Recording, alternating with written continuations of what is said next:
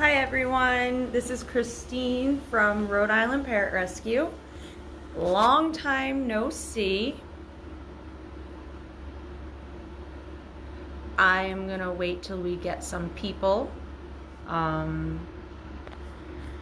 got one viewer, woohoo! So I'm here with my own bird right now. He's got a messy chop beak.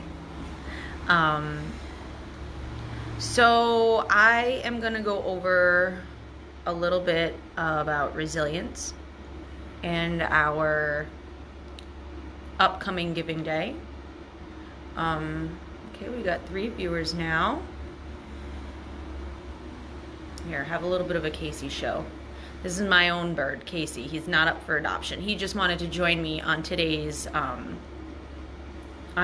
video because he knows that the definition of resilience is being able to put up with him. I'm just kidding. Good morning, John. All right, I have 2 people now. All right, well, you know what? People might be at work today. It's a Thursday morning. They'll be able to play this back later. So basically, I want to start out with is when people think of parrots, they think of a pretty bird in a cage. But since working at the rescue and working with captive parrots and seeing what they go through, I would have to say a parrot is, or a captive parrot, I should say, is one of the most resilient animals of all. And that's kind of playing into our theme. So it's no surprise to me that Rhode Island Parrot Rescue, by nature, is resilient. September 16th, 2016. As many of you who have been following us know that this day is a big deal. We have made it our own, very own annual Giving Day in honor of the 2016 Weston, Connecticut seizure. It is a seizure that has changed our rescue,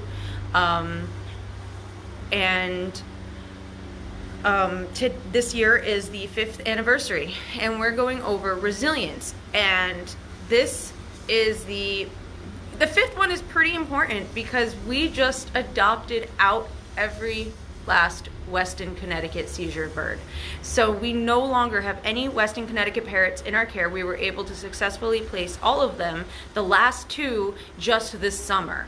So the last 2 Weston birds that were in our care finally found homes this summer, just in time for our 5th anniversary. So resilient, how are we resilient?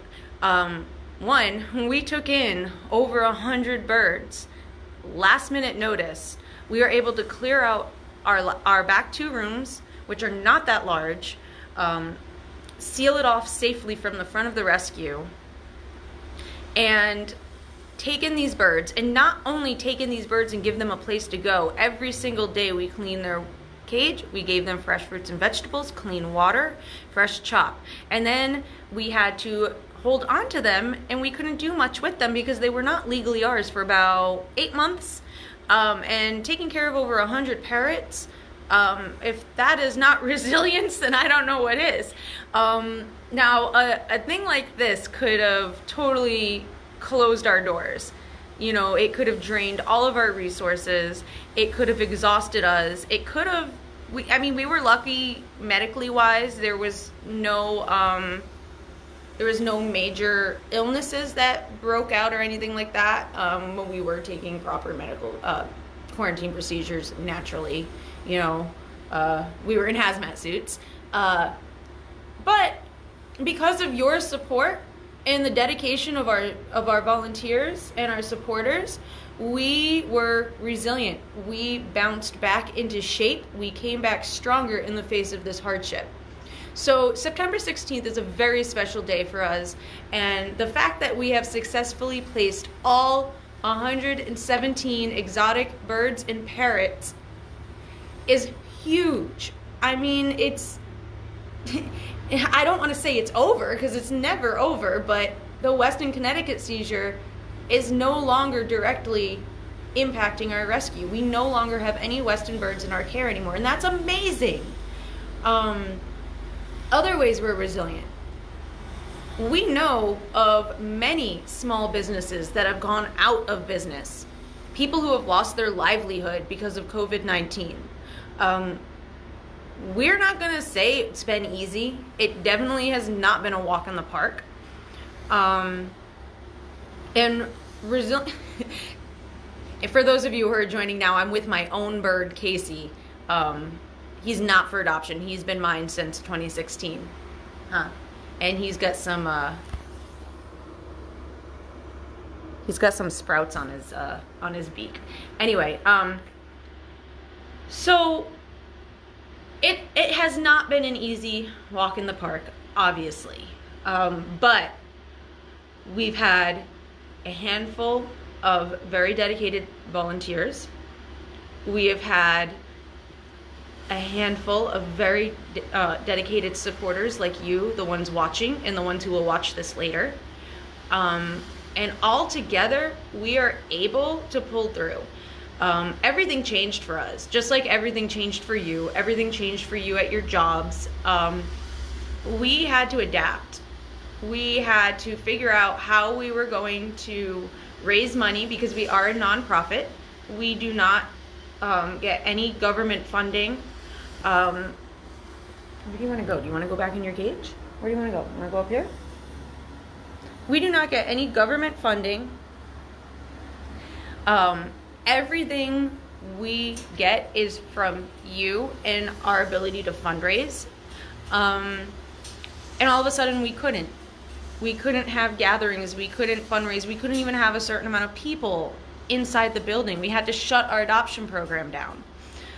We had to shut relinquishes down. We basically had to shut down and just take care of the birds that were in our care.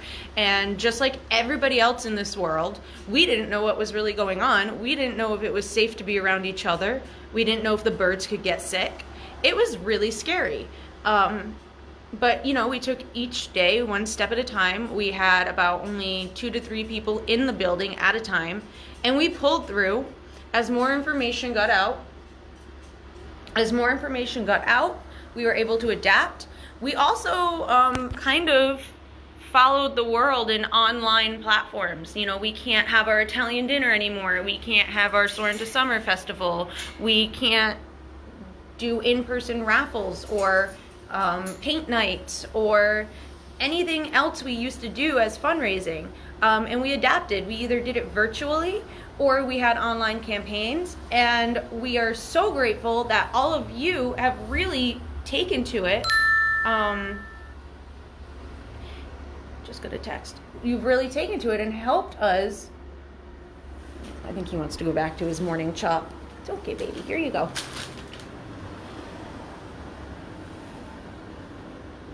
Come on. No? So you've really helped us and embraced the changes we've made. And because of you guys being so resilient with us and just going with the flow, we have been able to keep our doors open. And not only that, we've been thriving. We have our Relinquish program in full swing. So far, since our last Giving Day 2020, September 16, 2020, we have placed, I think it was 91 or 92 birds. That's the highest we've ever done so far. And I think we're at almost 70 adoptions this year since January 1st. So our adoptions are in full swing. Our relinquishes are in full swing. We're getting new volunteers in and out. We're in the process of adding a 3rd staff member to expand our rescue and build a future education program. We have a lot of big plans in the work, and we're only able to do it because of you.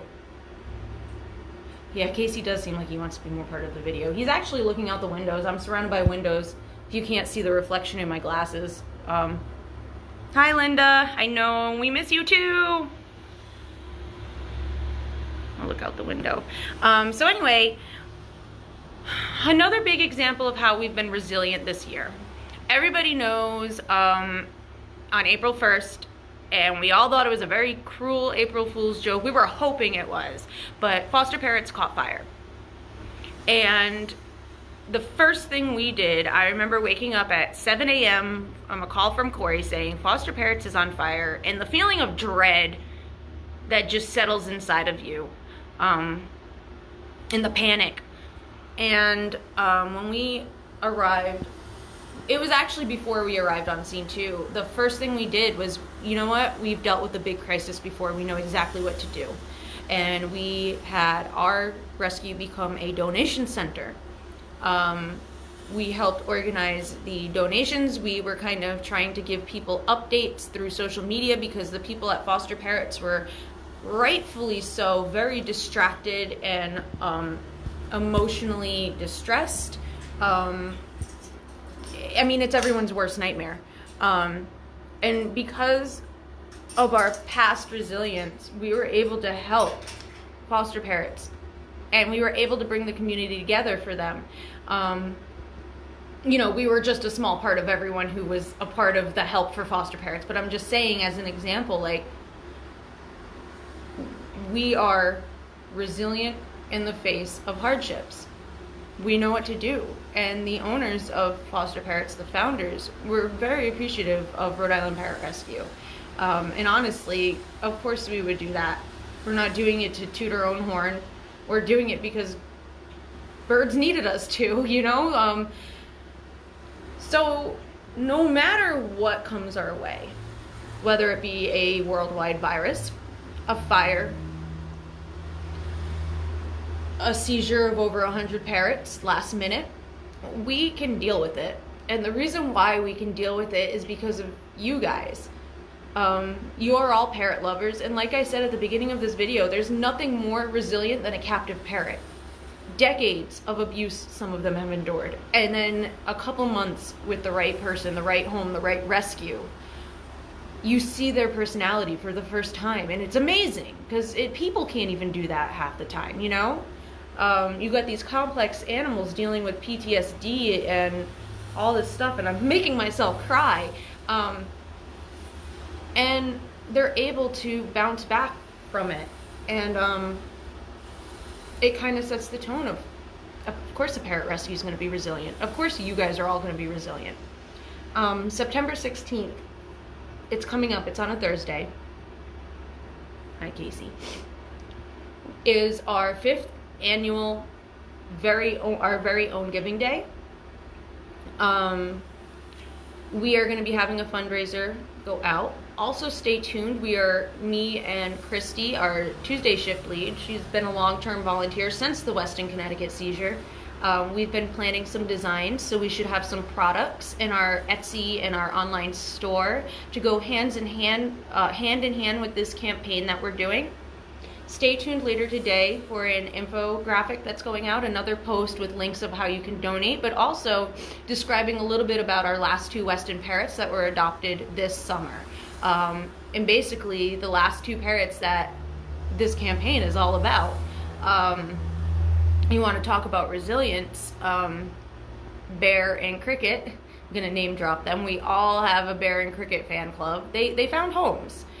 So stay tuned later today. Keep an eye on our social media pages. Also, we will be promoting when we have new items in our store to support our campaign that go hand in hand with the 5th annual Weston, Connecticut seizure and our own personal annual Giving Day. So I'm actually due to go in for a meeting with Corey now, because rescue life never stops. And so I appreciate y'all tuning in, and I will see you guys soon. I know I haven't been live in a really long time. It's always been Corey. Oh, someone asked, how is the raffle going? Okay, so guys, we still have like 2 weeks left to buy, if you want to buy a raffle ticket for the chance to win $500 in scratch tickets. So $500 worth of scratch tickets. You can buy that. I believe we'll share the link to that later today. So get on that. That's one of our fundraisers we've had this summer. So if you want $500 worth of scratch tickets, buy a raffle ticket. To get go in the chance to win one of those.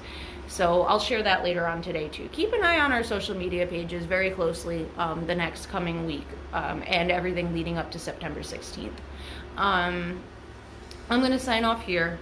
Casey's sitting on my lap right now, so he doesn't want to... Come here, baby. You want to say bye? You want to say bye-bye? Yeah, you want to say bye-bye? So I'm going to put him back in his enclosure, give him a treat, and then I'm going to go back. I'm going to go downstairs to the rescue and, you know, do rescue stuff. Continue being resilient.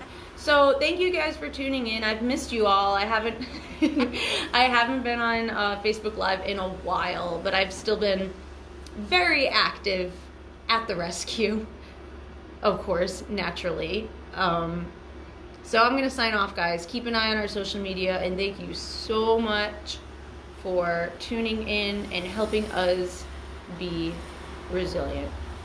All right, bye. Bye, everyone. Bye-bye.